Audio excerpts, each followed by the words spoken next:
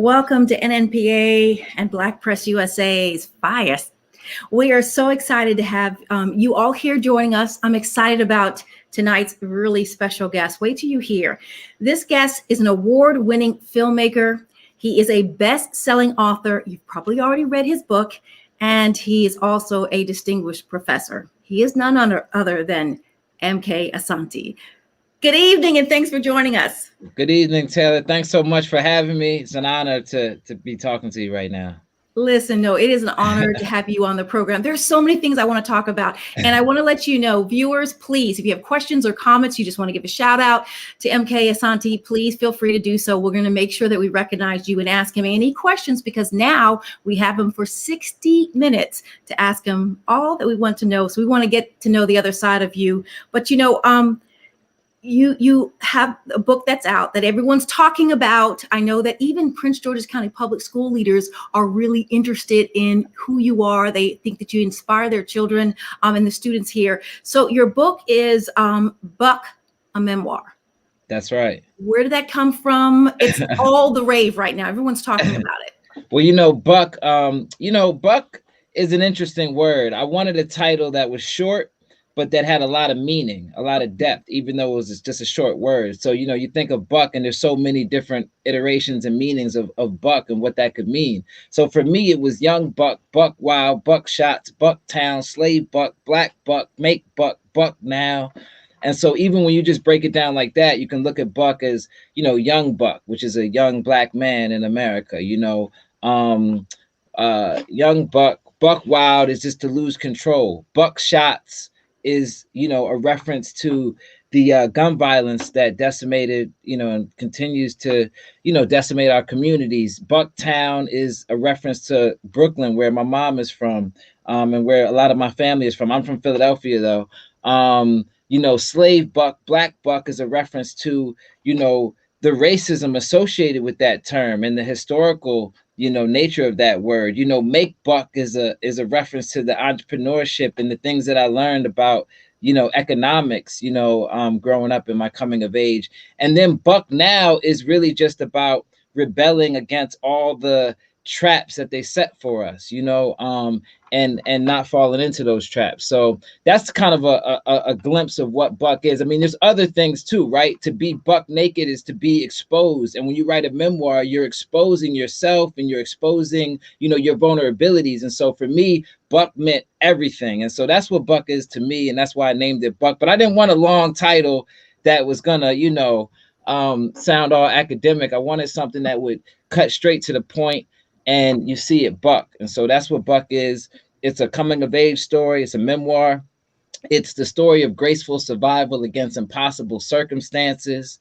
It's my story. It's the story of, me personally. It's also the story of my family, my city, my community, my people. So Buck is a book that's definitely also, it's an educational book. So for example, whether it's the Oakland School District or Philadelphia School District or the Baltimore School District, which banned it, then reinstated it. But all these school districts use Buck as part of their curriculum. So because it's a book that kids, this just so I can kind of backtrack here, it's a book that students relate to. It's a book that makes students want to read.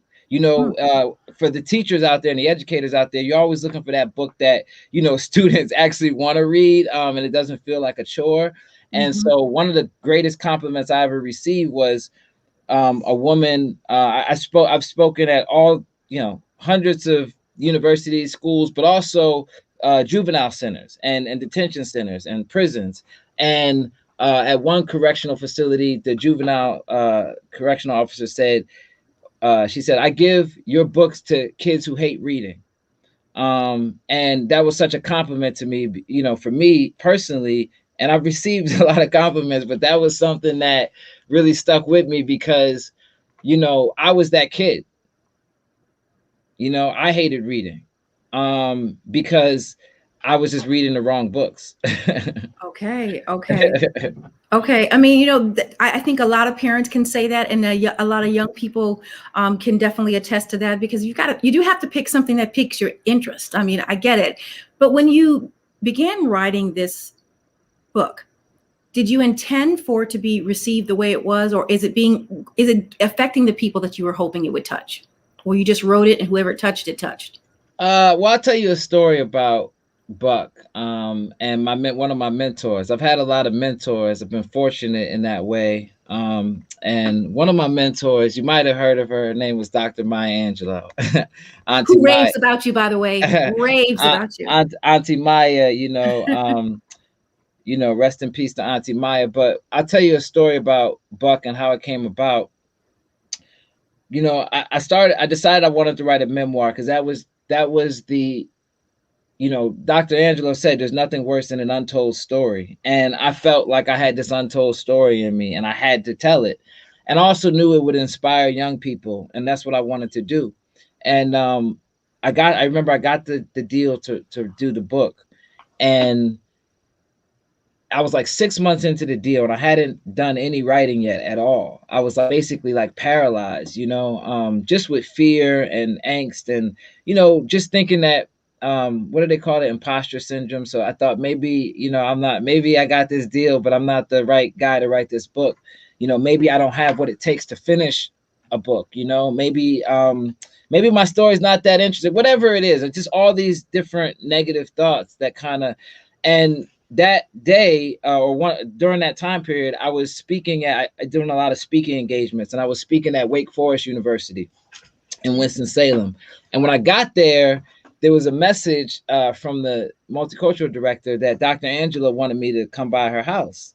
And just to backtrack, I had worked with Dr. Angelou on a film that I directed called The Black Candle. And we wrote it together and she narrated it. And that was my, directorial debut as a film director. And so we had already worked on that film. So when I got to Winston-Salem and they told me Dr. Angelou wants to see you, I was like, oh, that's great. And so we we went to me and the multicultural director, actually, we went to Dr. Angelou's house. And on our way there, I started to think to myself, I'm having this situation where I don't know what to do with this book. I'm lost. And I'm on my way to see Dr. Angelou. Who better to ask for advice, about this book? Because I was ready to basically call the publisher and just tell them look, take the money back. I can't do this. I just didn't feel, you doubt yourself sometimes. And that's what they say, that's what the devil is, right? Fear and doubt. And so I got to Dr. Angelou's house and I sat there and I asked her after we kind of were talking about other things. I asked her, I said, I got this book deal. It was with the same publisher that she always published with, Penguin Random House. And I said, I got this deal with the publisher and it's a big deal, but I don't know if I could do it. What advice do you have for me? And I'll never forget what she told me that day. She told me 4 things. The first thing she said was, she said, you are a human being, therefore nothing human is alien to you.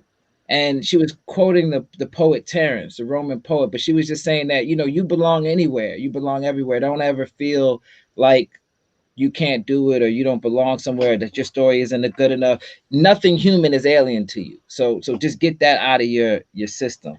And then she also told me that day, well, then she played a video for me. She was ready for you. Yeah, she played an amazing video for me. And then she started talking to me about truth. She said, you're writing a memoir. She said, tell the truth. And she said, don't focus so much on what color shirt somebody had on or, what exact time it was, on the clock. She said, focus on the emotional truth. How did you feel? How did others feel? How do you want people to feel? Focus on the emotional truth. She said, that's what's real. She said, if you do that, then it's going to connect with people in India, in North Philly, in Compton, in Baltimore, wherever. It'll connect with the world because the truth is universal. And so she told me that. And then the last thing she told me, she said, you know what charisma is? And she said, charisma is when you walk into the room, you bring with you every piece of art that ever inspired you, every ancestor that ever laid a hand on you, that ever inspired you, every quote, every relative, everybody. You bring all that to you, right? And you bring all that where you go, and people say you have charisma. She said you bring, your grandma's hands, you bring, all of that with you, and that's charisma. And she said, you're speaking at Wake Forest tonight. I said, yes, I am, Auntie Maya. She always didn't like when I called her Dr. Angelo, so she would say Auntie. So I prefer to say Dr. Angelo because she's just, she's such an iconic figure to me, but she always used to say Auntie Maya. But I said, yes, I am speaking at Wake Forest, Auntie Maya. And she said, I won't be able to attend, but bring me with you. And that was the last physical conversation we ever had, with her saying, bring me with you. And I knew what that meant then, and I know what it means now. And I'm rolling with all my ancestors. She described you as a great storyteller. Actually, she said a story of survival, thriving with passion, compassion, wit, and style. That's how she describes your book.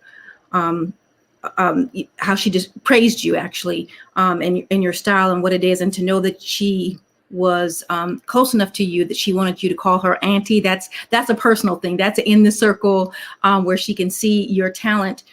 How did you go from, you just said you went from, you really didn't like reading to being and, a best-selling author, award-winning. I mean, this is a journey that I think right now, so many of our kids that are going through this over 12 months being at home, having to do school and feeling disconnected, not only from school, from friends, and even though they're at home, family as well, just feeling a total disconnection. Can you kind of tell us how that bridge was made? And perhaps this could be something that changes for students and parents that are having to deal with this issue at home. Yeah, definitely. Well, I'll say, Buck is a book actually about education. It's a book about miseducation, about re-education, about self-education, about street education, about the difference between school and education, because they can be two different things. So Buck is a book about education. I think that's really important to understand. It's a book about my education, not only through different schools, because I got kicked out of different schools when I was coming up, and I didn't have a straight path. And so, got kicked out of several schools, had trouble with school, was rebelling. I write about this in Buck. I write about what worked, what didn't work. I write about the parallels between the prison industrial complex and the public school system I was in Philly. I write about, my brother's attitude towards school, but my brother was also incarcerated. And during this period of Buck, my brother was mainly in jail during that period. And so I write about education from his perspective. I also write about education from my parents' perspective, which is really important. My dad is one of 16 children. Okay. Hey.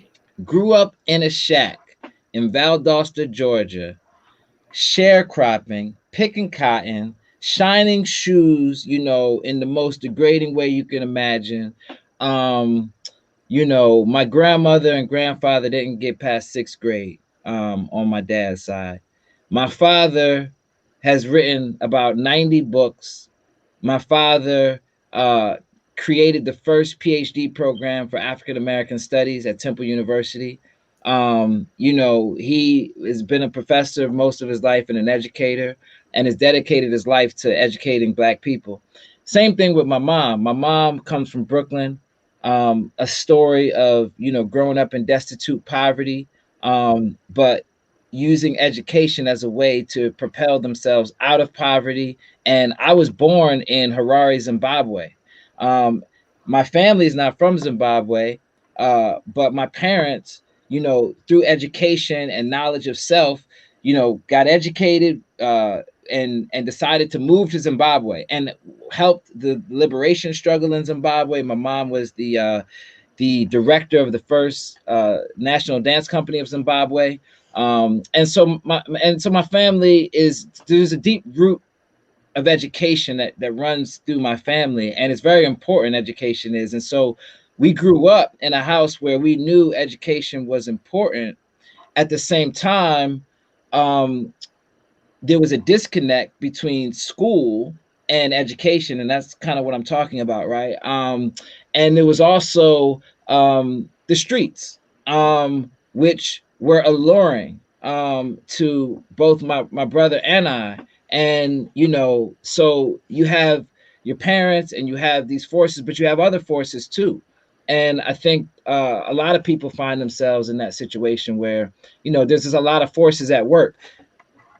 Everything that was going on at home was one thing, but right outside that door was a completely different reality. And so was school in the Philly school system. So definitely education is a vital part of. And then as far as me, there were so many things that were told to me when I was younger that just didn't resonate. It didn't connect with me. Like I said, I went through a phase where I was getting kicked out of schools, rebelling, following my at the time I was following my brother's path, who was like a big idol to me, and I write about my big brother. He was like a larger than life, figure when I was growing up. And so I always wanted to be like him. And so I followed him in a lot of different ways. And so, but I write about my educational journey and how reading changed my life. Reading the right things. Once I discovered, I mean, when I started reading, I realized I have a section in the book. Here's Buck, by the way. But I have a section in this book where I talk about, kind of reading for the first time and an epiphany that I had. And the epiphany was, I say, now I see why reading was illegal for Black people during slavery. I discovered that I think in words. The more words I know, the more things I can think about. My vocab and thoughts grow together like the stem and petals of a flower. Reading was illegal because if you limit someone's vocab, you limit their thoughts. So I started to think about, the idea of sub-vocalization, thinking in words. And if you limit that, you limit thoughts. And so reading became emancipatory for me. And so did writing, because the next stage was like, I have things to say. And writing, whether it's film or music, we just did a Monday Night Football intro. Yeah, heard. or whether it's literature or essays or whatever it is, it all kind of comes down to writing at its core. And so my father is a writer, my mother is a writer, my mom is a dancer, but she also writes books about dance. She's written about 15, 16 books. She just did a book with Harry Belafonte and Danny Glover doing the forward. So my parents are educators, and I come from educators, and my grandparents, if they could have, would have gone as far as they could go in education. But obviously the circumstances back then didn't allow them to, but they definitely would have, and they supported that. So MK Asante, you get it naturally, obviously. What did you read that got you interested when you were a kid?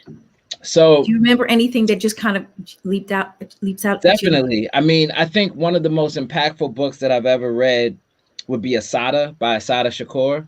Okay. That book really changed. I mean, first of all, it's a gorgeous book. It's beautifully written. She's a poet. It was the first, I mean, it's a book that is so powerful to me. It actually made me want to be a filmmaker. Reading that book, I said, this has to be a movie. And one of my first screenplays was an adaptation of that book, because I just felt like this has to be, a movie. And that was when I was in college when I wrote that, but it was a very moving book. Asada was, she's like Tupac's godmom, essentially. And she was a Black Panther. She was arrested. She was incarcerated. She had a baby while she was incarcerated. She was beaten and abused and tortured. She was wrongly and falsely incarcerated. And then she escaped a maximum security men's prison and lives in Cuba now, and has been living in Cuba for the last 20 something years or more, and wrote this incredible book about her life and her journey, and it's really beautiful. And so that's an incredible book. And reading when I was younger in high school, I remember reading authors like Nathan McCall, Make Me Want to Holler. I remember reading books by other young Black men. I remember they gave me my dad actually gave me Man Child in the Promised Land. Those books. But some of the books that really inspired me were the Beat generation writers. So, people like Amiri Baraka, Leroy Jones, Jack Kerouac, Allen Ginsberg, people who were basically challenging the system and authority at that time. And, they got me, those are the guys that got me to think, you could write this in a book? Because up until then, I kind of thought of books only being a certain thing, like they have to be boring. If it's a book, it has to be boring. And I didn't realize you could write a book that was, that could teach you things, but also could be entertaining and engaging. It's kind of like the first time you see a documentary that's not boring, right? A documentary that's engaging, and because there's an old school style documentary that we all remember from school when they would push out the push cart with the TV on it and the VCR, and you'd watch those really boring documentaries, but documentaries now are amazing and rich and use animation and layers, and so it doesn't have to be like that, and I think I started to realize I wanted to write the book that I wanted to read. I want to write and create the things that I want to see that don't exist. So important. Now, you mentioned about films. If I'm correct, they are going to make a film about Buck. Am I correct? Oh yeah, definitely. About that? Definitely. I got a fellowship from the Sundance Institute to write the screenplay. And so we've been developing Buck for some time now. And yeah, it's definitely a major motion picture in the works. And so have you thought about any person in particular you want to play you? Oh yeah, we're pretty far along in that, but I can't really. That's one thing that I can't reveal any of that. Okay. I just figured I could make you slip up or something. I knew better than that. I knew better than that. I figured I could ease into it. You might say, yeah, I feel so close. No. But, on a serious note, you talk about Buck, A Memoir, and you talk obviously a lot about education. And the book, as you said, deals with education from 4 or 3 different vantage points. What are your feelings today about this country's educational system? And I know that obviously Philly is different than DC, different than North Carolina, but there is a general consensus, I'm sure, that you feel about how children are being taught, and maybe specifically about African Americans. Yeah, I mean, there's so many ways to answer that question, and there's so many kind of, components to that question and to that answer. But I will say this, I just want to salute and celebrate the educators that I've come into contact with in Baltimore, in DC, in Philadelphia, in Oakland, in Chicago. I mean, in all of these places, because, while the system may be antiquated, the people who I've come across and have met are people who are making incredible sacrifices, are people who are incredible educators, who are committed beyond anything I've ever seen to the students, so I think it's easy to kind of focus on the things that are wrong with the system, the cracks in the system. But I think what I am encouraged by are the educators and the people that are committed to Black excellence, people who are committed to teaching our children and doing it at the highest level. And so, that's I see a lot of that. I will say I work with a lot of educators. I speak in a lot of schools, and so and I'll talk with a lot of students, and I'm impressed with the students as well, their resilience to make it through all of this stuff. We did an episode on free tuition on Wild Black about that, because I think the students have been resilient. But I think we're in a transformational period. So I think one of the best ways to answer your question is to kind of think about all the different ways that society is transforming and has been over the last really it's been accelerated over the last year with the pandemic. But these changes have been occurring already, but now everything is accelerated. But we're going through a transformational shift in our society where a lot of things are changing. Jobs that used to exist are not going to exist anymore. So there's a whole transformation, and we're entering kind of a new stage. So I think it's important to be open to new ways of learning and new styles of learning, and to really question some of the things that we may take for granted, or I think that's part of what how we progress as a society, is when we question things, that even basic things that we may have not questioned before. Like, do we have to be in a classroom? I mean, maybe we do. Maybe the answer is yes, right? But at least asking the question, right? Can we spend? Yeah, exactly. Or or do we need to, what about nature? Like, why is it that we're not spending enough time in nature? How do we integrate nature? I think that's something that's important to me into the curriculum. How do we integrate economics and personal finance into the curriculum so that young people understand, come out of school, high school, with basic personal finance knowledge and the ability, so these are just basic things. But I mean, there's a lot, like I said, but what I'm impressed with is the educators and the students. I think the system is antiquated and is changing and transforming. And I think education is, being redefined, just like television and everything at media is being redefined. So is education. Absolutely. Yeah. So listen, we know, Buck, you told us, Buck, A Memoir, you already explained how, all the things that it's relatable to most people that are African American, right? So can I ask you, when you wrote this, obviously not only African Americans are going to read it, what do you hope non-African Americans get from it? Or did it even matter to you? Because I know that you've spoken in Harvard and Yale. So I'm wondering how those conversations are and what you hope they get out of it whenever you talk to anyone that's not in, HBCU, which we'll talk about that too. Yeah, definitely.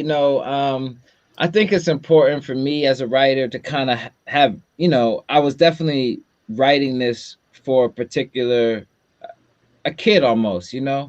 When I say a kid, I mean, I was that student, right? The student that, like I said, didn't want to read, that didn't even want to be there. You know what I mean? Like, I didn't want to be there. So, so I was writing with that kid in mind, and the reality is that kid actually is not just African American.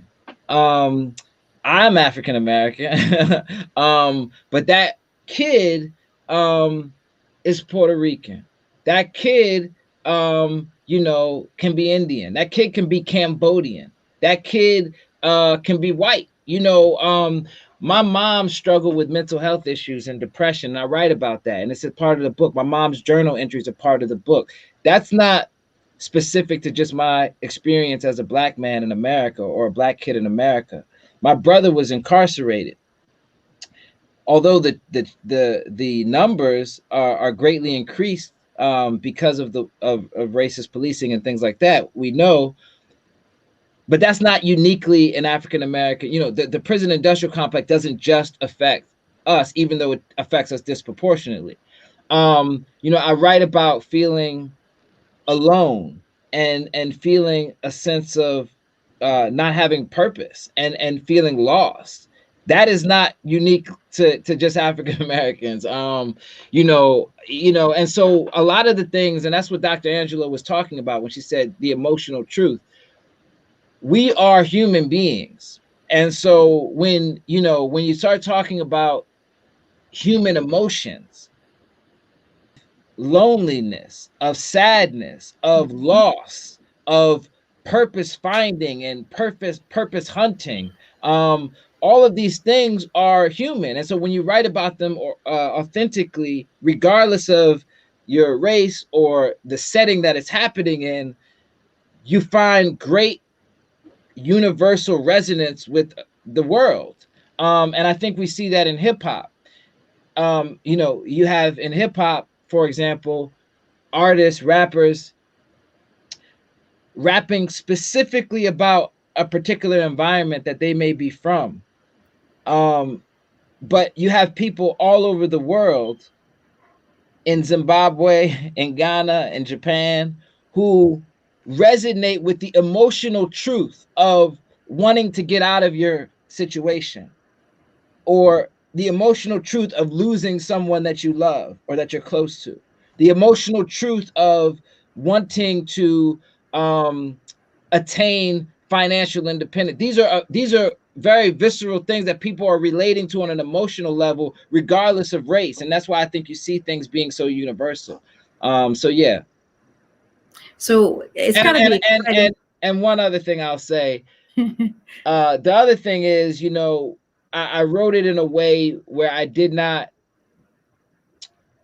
you know, like someone, I like, if you don't know what a blunt is, then, you know, I mean, good luck trying to read the book, because I didn't write it. I'm not gonna like sit down and explain to you, you know, I didn't write it in a way. I didn't write it for white people in that sense, right? In terms of, I didn't write it through with a white gaze saying, okay, let me explain, you know, my experience for white people. I wrote my book in the first person present tense. So I wrote it in the voice of myself at 14, at 15, at 16, at 17.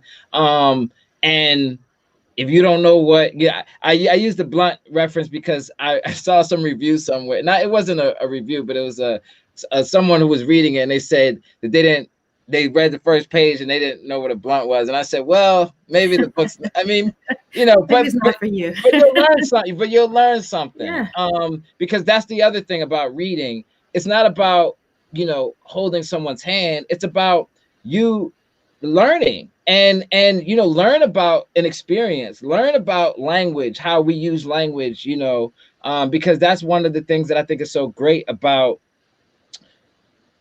our culture, is the way that we use language. So for example, I talk about a word in the book called John. It's a Philly word. John, it can mean anything, person, place, or thing. So, you know, what's up with the John? We going to the John tonight? You know, you got the John on. That's you. A new one for me. Okay. Yeah, it's a Philly word, and I talk about it really like in the first opening of the book. I say, you know, John could mean anything, person, place, or thing. Sometimes if we're telling a story and we don't want people to know what we're talking about, we'll plug John in for everything. The other day I was at the John around the corner with the young John from down the street, right? We get to the John, right? And the boy at the door all on his John, not knowing I had that John on me, man. It was about to be on in that John. So I use an example like that, right? Of just the way that we talk in Philly, right? So John, you have this word. But then when you think about that in context, African people came to this country enslaved, you know, speaking a variety of languages. So for example, in Nigeria alone, there's over 500 languages, right? So when you think about West Africa, we got hundreds of languages in West Africa. And so African people come to America speaking a variety of languages, African languages, but we're all forced to learn English. And that becomes the common denominator. And the problem with learning English, which is a common language that all the Africans are learning in that sense, is that it's the language of the oppressor. It's the language of the people that are enslaving you, right? And so whenever you learn language from your oppressor, that's kind of like a trap, right? It's set up to fail. I mean, you're not learning emancipatory language. You're learning a particular kind of language through a particular gaze, the gaze of power and subject, right? Or enslaver or slaveholder and the enslaved. And so what Black people did in this country was develop ways to communicate using those same English words, but with different meanings. So for example, there's a great example I like, which, let's say back in the day, some enslaved Africans escaped, a plantation. And let's say there was white people around, slaveholders, and the Black person said, "Did you hear that MK Asante escaped the plantation?" And then you have a Black person say, and then remember, there's white slaveholders around, so they have to talk in a particular way. And the Black person says, "He escaped the plantation? That's a bad nigga." Now, the white person who's a slaveholder hears that and thinks, yes, that's a bad nigga, because they ran away, right?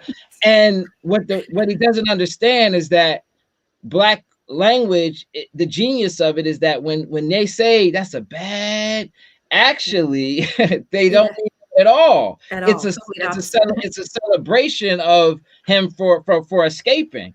And I think when you look at it through that and you start to understand words, talk about words like John or whatever it is, you really Yeah. start to understand that Black language has always been about, in America, has always been about survival, has always been about freedom, and has always had to be a few steps ahead. Because by the time the slaveholder figures out that bad nigga doesn't Good. mean what he thinks it means, the language has already changed. Yeah. We don't Yeah. even say that anymore. And so that's you know, that's just a small example of like the reason why I love, you know, looking at linguistics in Black America. MK Asante, let me tell you, I love the way that you think about things, and like you have me kind of looking back, like even while we're doing this interview, just thinking and trying to pull in my experiences, you know, growing up in Europe and coming to the United States. And Oh, you grew up in Europe? yeah, I'm in England. My mom's English, my dad's American. But I think what is so great about you, it reminds me of when I hear art rappers and I'm like, how can they say something that I can relate to, but I've never been in that situation. So when you said what you just said, I'm always impressed by sometimes when you hear rappers say things about what they've been going through and how they're trying to get through it, but the way that they say it and present it, I just think it's just truly a craft. Now, Yeah. It's you, true. It's the craft of a poet. Of I mean, you know, not all rappers are poets, but the best rappers are poets, right? And right, so I think right, that's important to right. understand, right? And so when you're dealing with poetry, you're dealing with articulating things in a way that people may not always be able to articulate themselves, but Mhm. that's the way that they feel. So you got people going into corporate America bumping trap music because there's a lot of connections. It really is amazing what music can do. And you have a strong tie, obviously, to music as a recording artist. How did that transition? Was that first, or what was the order? Well, I'll say one thing. I'll say, with the, you know, I don't know if you know this, but I lived in London, No. and I also went to school in London. I went to University of London School of Oriental and African Studies. So I don't know where you are from in England, but definitely spent some good time. Had some great memories and great educational experiences in England.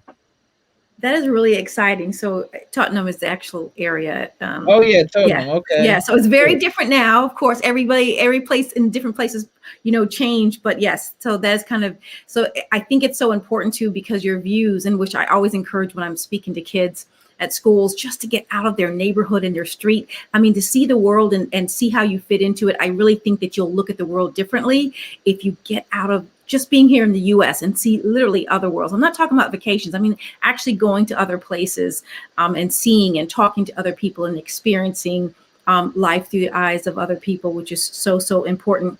I want to Definitely. ask you though, what do you read now? What do you like reading now? Yeah, so I want to I'll tell you the reading, but I wanted to just go back and answer the question because I didn't answer your question about the music, so I wanted to make sure talked about that. You know, to me, it's all we talked about language and linguistics, Mm-hmm. right? And so when I think about language and linguistics, I think about art, and I think about how art is very similar. So I think about art the same way that people may think about language. So, for example, you know, if you can speak French or Spanish or Swahili, you know, it allows you to speak to people who understand those languages. You know, and so for me, all of these, I say it all starts with writing, but from writing, there's this, you're basically writing in different languages. So for example, I was always inspired by people like Oscar Michaud, the first Black filmmaker who was also a novelist and a writer and an entrepreneur.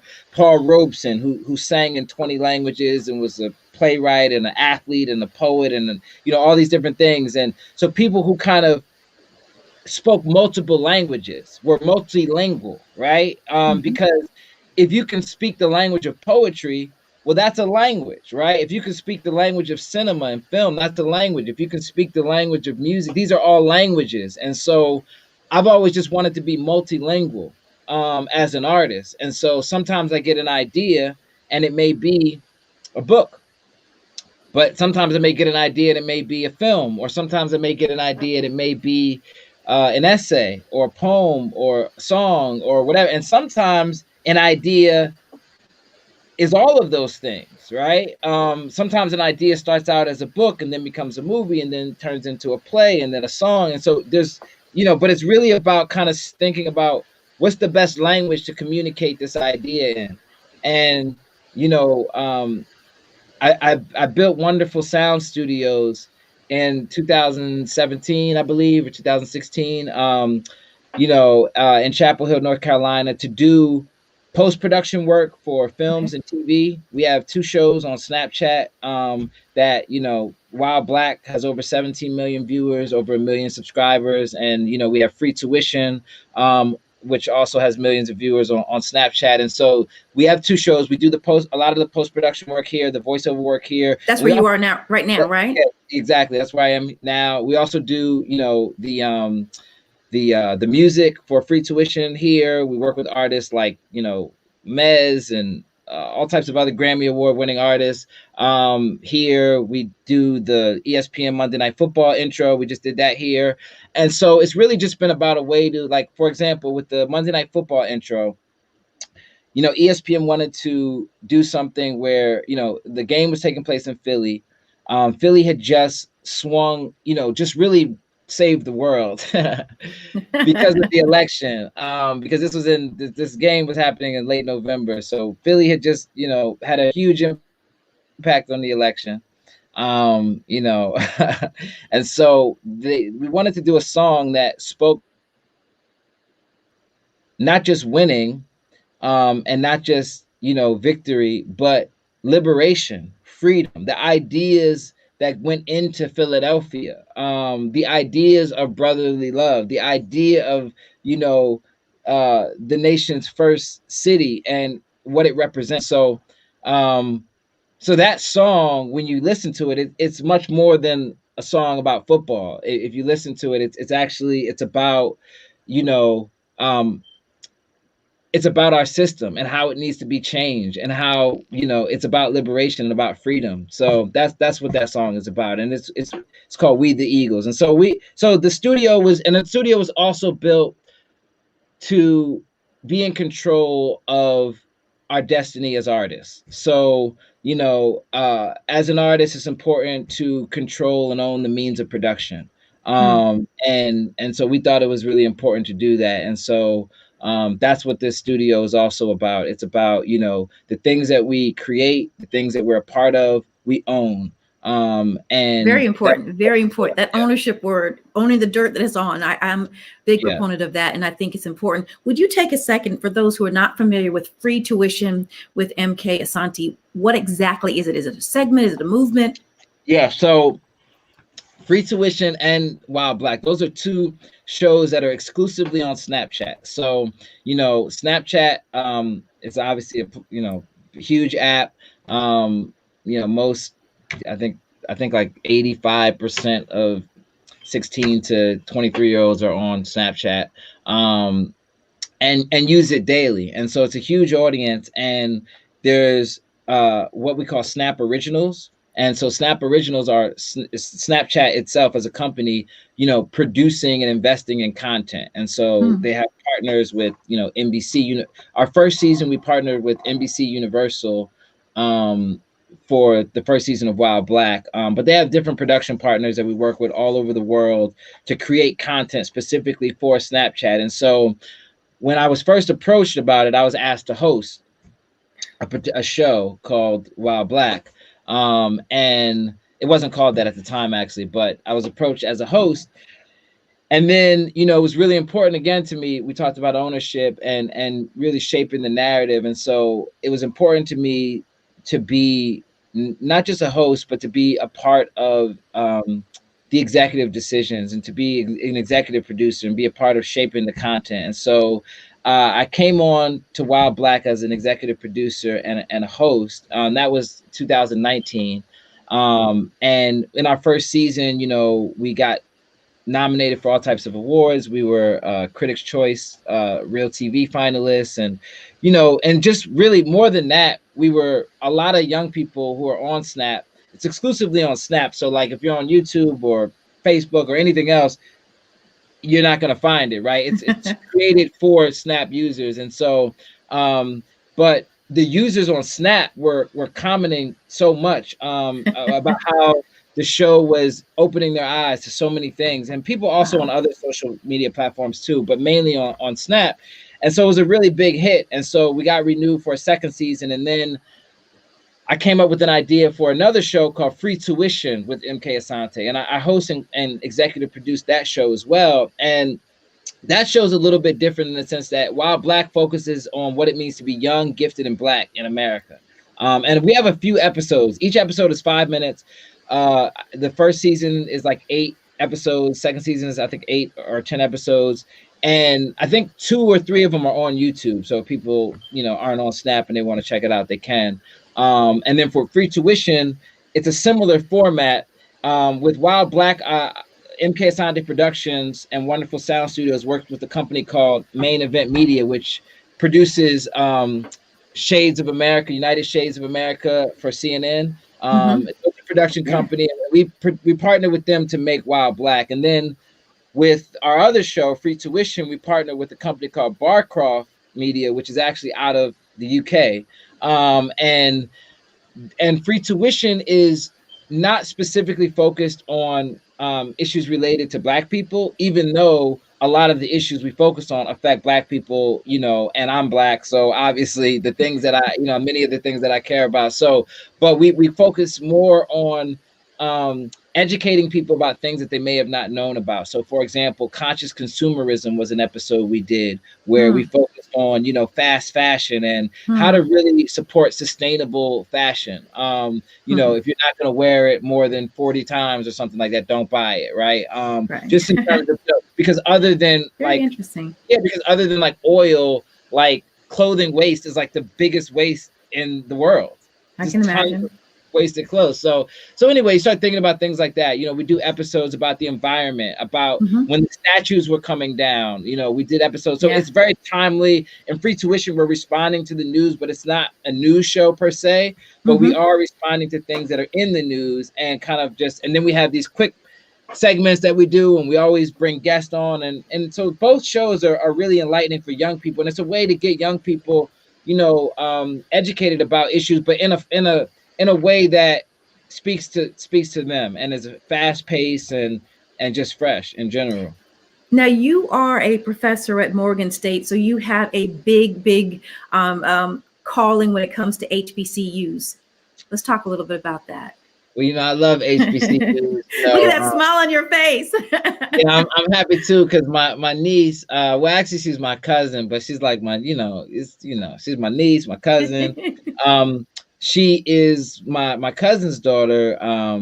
She just got into Howard, and I'm very pleased about that. Congratulations. Congratulations. Shout out to Kayana. She's doing great. It's a big deal. Yeah, but I've been at Morgan. I've been a professor at Morgan since 2006 or 7, I believe. It's been a while, and I've been a tenured professor at Morgan since like 2009 or 10. And I love Morgan State University. I'll be doing the convocation there, the honors convocation there next week. Wow. And we have an amazing leadership and President Wilson. And I'm part of the SWAN program, which is screenwriting and animation. And I'm also in the English department. And our students are just amazing at Morgan. So I'm definitely, team Bears. I see so many students now, obviously with us having a vice president from Howard University, Kamala Harris in, the White House, not in the White House, but a part of the, the president, she's the vice president.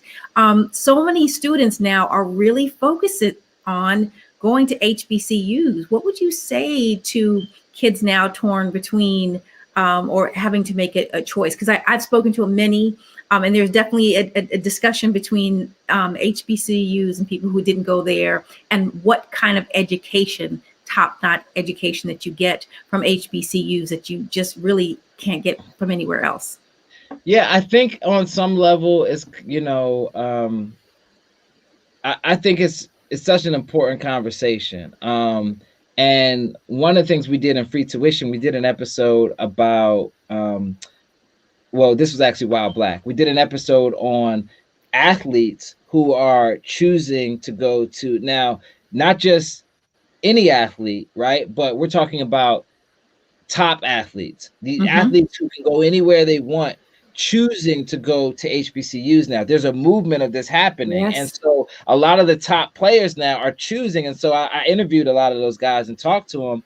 And one of the things they said is like, you know, it's about the experience. They want to be somewhere where they feel welcome. They want to be somewhere where they feel, you know, because even some of the top athletes are on these campuses and there's a disconnect and they don't feel welcome and they don't feel, and I mean, this is what they told me. And this is what I can also, you know, I have a poem that I wrote when I was in college called Two Sets of Notes, where I say, I find myself feeling as if I'm touching the ground and the ceiling in schools that don't engage in healing. They simply open the wounds and entrap me in rooms where I am consumed by hypocrisy. But even Greek philosophers weren't the authors of that philosophy, and the statues on campus be watching me. Washington, Jefferson, Williams clocking me as if to say my time's up, but I don't run laps on tracks. I run laps around the scholars of tomorrow because their new schools of thought are merely our histories borrowed, and they label me militant and black national radical, trying to put my learning process on sabbatical. But I don't apologize. I spit truth into those eyes that have been infected by those lies. Then they try to get me to see they point of view from a cat that looked like me, but he don't walk like me, talk like me, or act like me. And homie started running when I asked if he was black like me, mastering their thoughts and forgetting your own. And you wonder why we always feel alone.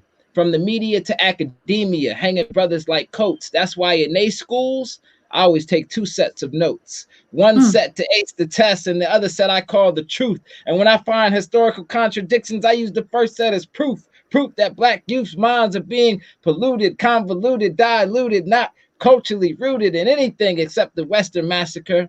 That's why most of us were scared of Africa. We viewed our mother's land through the eyes of racists like David Hume and Immanuel Kant, not knowing Immanuel Kant tell me nothing about a land he's never seen, a land rich with history, beautiful kings and queens. But they had us believe otherwise. The history they built on high-rise lies. They didn't teach me that the pyramids were completed before Greece and Rome were conceptualized. Then they tried to claim the Egyptians' race was a mystery, and I used to believe them until I went to Egypt, read Herodotus, book 2 of the histories. Can it be any clearer? Black students, look in the mirror. You are a reflection of divinity. Don't let them fool you with selective memory. Walk high. Listen to the elders who spoke. Black students, brown students, all students, always take 2 sets of notes. So to answer your question, Wow. so to answer your question about the HBCU thing, you know, I wrote 2 sets of notes because I was feeling that on campus. Like I went to Lafayette College, you know, and I was feeling like, look at these statues looking at me. Like, what are they? You know what I mean? It's a completely different experience when Marquis de Lafayette statue in Pennsylvania is looking at you, and Frederick Douglass in Baltimore is looking at you. Yes. You know what I'm saying? Yes. Or Sister Ida B. Wells or Mary McLeod Bethune is looking at, you know, those that makes you feel different inside. It makes you think, when you think about what is this statue thinking about when you're on campus, you know. So but I love the history of HBCUs. I love the spirit of them. Like I said, I didn't go to an HBCU, but having taught there for 15 years or something like that, you know, I can say that I love the HBCU experience. I can't, you know, see myself being anywhere, you know, so I love it. That's pretty special. That's pretty special. I have to ask you this, and I know we have a few more minutes before we wrap up, and I want to make sure people know how they can reach out, follow you, support you. But, you know, you talked about the movement, which I've been noticing over the last couple of years about star athletes choosing to go to HBCUs. And one of the conversations about that in particular was, you know, are they risking everything because do they get the airtime? Do they get the show time that they would, you know, at a Florida or Georgia, you know, university playing football or basketball, you know, just to name 2 sports? Yeah, that's a great question. And I heard a lyric recently by KRS-One, and he said, Black people are the economy. And I love the way he said that because, you know, when you think about that, are they risking everything? Actually, No, they're not. In fact, the risk is to not do it, Mm, because when you talk about, take a book like William Roden wrote a book called $40 Million Slaves. yes. And it's an important book. William Roden actually went to Morgan State. He's an alum, and great journalist. But when you talk about that, it's about the relationship to power. So the reason why there's no airtime is because they're not there, right? And Okay. so All right. you have to. The reality is they are the talent. They are why we watch. The reason why I'm watching these games in the March Madness is because of these players. That's right. I'm That's not right. watching because I don't know about the coach. I don't know about the school. But That's again, right. when those players decide, see, it's about the recognition of your own power, right? And Mm, that's what Buck is about too. It's about yeah. me recognizing that as a 15, 16, 17-year-old Black kid in Philly, that actually I have power. I have a voice. I am someone. And so when you realize that, okay, if we get together, and I mean, I saw Juwan Howard in the the Elite Eight, and I know they're out now. But when even those guys back then, the Fab Five, were realizing that if we all decide to go to Howard or Morgan, well, they gotta cover us. That's What are they right. gonna? I mean, we're the best players in the country. What are they not gonna cover us because we're here? No, and in fact, not only do they have to cover us, but you attract more players, you attract coaching, you attract money, sponsorship, all those things. So it's really about shifting the power dynamic.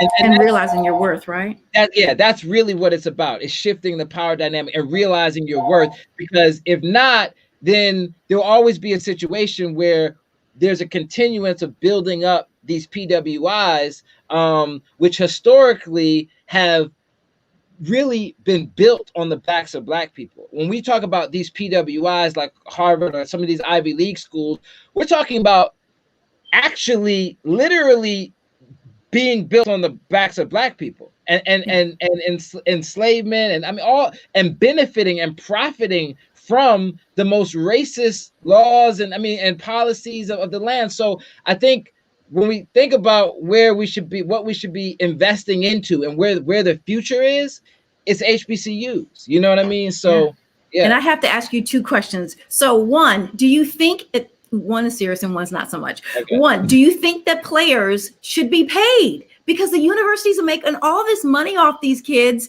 and they're not making anything.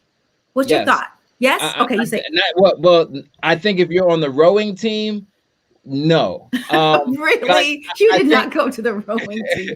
But I think when we're talking about sports like basketball and football, Yes. which are the only sports that actually generate that kind of that kind of revenue for universities, I mean, coaches are being paid millions, right? Yes. I mean, so these programs are literally propping up the rowing team and all the other sports that they're doing. I think those are unique situations, and those players should be paid. I think there should be compensation, especially when you consider that the university is exploiting their likeness and their image and their jersey and all that stuff. So yes, they should be paid. Pay those players for sure. But again, the wrestling. It's a conversation that I think is not going to go away. Wrestling's not bringing any money into the university. Neither is lacrosse. Neither is golf. We know basketball. Again, Black people are the economy, right? In the sense that basketball and football are the sports that are generating billions of dollars for these universities and networks. And for those of you that don't know what PWI stands for, predominantly white institutions, which is both of the schools that both you and I went to. And so my last question, since I know that you're in wonderful sound studios, what is the deal with the skateboards back there? Is that just a prop or is something you like to do? Well, it's a, shout out to DGK, Stevie Williams, global multi-million-dollar brand that started in Philadelphia, Dirty Ghetto Kids, which he's a skateboarder. He was called Dirty Ghetto Kid when he was young. I love it. He turned it into, as a skateboarder, he was one of the first pioneering Black skateboarders. And he is a visionary and someone who's inspired a lot of young people. And he made these exclusive decks for Tupac and Biggie. And I thought they would be ideal here in the studio. So Wow. yeah. Oh my goodness. MK Asante, I could talk to you for 2 hours. There's so much that you have to say that I know our viewers are just loving so very much. So before we close out, how can we keep connected with you? Let everyone know how they can follow you, support you, or check you out on either one of your shows. Definitely. So at MK Asante on everything. MKASANTE on Instagram, Twitter, YouTube, Asante, MK Asante TV, I believe, and then Snap, MK Asante, all Facebook, Asante MK. I'm on all that. And then my website is mkasante.com. And you can check, my events out, books, movies, What's coming up next? music. What's the next thing coming up for you? Well, we've got more shows in the works. We've got movies. I'm actually working on like 3 different movie projects right now. Also have 2 books in the works. So new Do books you coming out sleep? next year. Definitely sleep, and just taking care of business. MK Asante, thank you so very much for your time. Insightful information, and I can't wait to pick up some of the books you talked about, and of course yours as Oh well. yeah, So again, get this book called Black Fortunes yes, by I Shamari wrote it Wills. down. Shout I out to wrote it down. Shamari Wills. Excellent writer, excellent book. Thank you so very much. Well, that'll do it for tonight's edition of Fire for NNPA and Black Press USA. Our phenomenal guest, MK Asante. Thanks so much. Until next week, God bless. Oh, thank you, Taylor. Thank you. No. You're amazing, and I'm honored to be talking to you. Thank you so very much. And I cannot forget to thank Concert Connect Talent Booking Agency for making all of this happen. And again, you phenomenal. And we hope to be talking to you real soon. Seeing that show. I can't wait to see the actual movie of Buck, A Memoir. Yeah, so again, thank you so very much. God bless. We'll see everyone next week. Peace. God bless.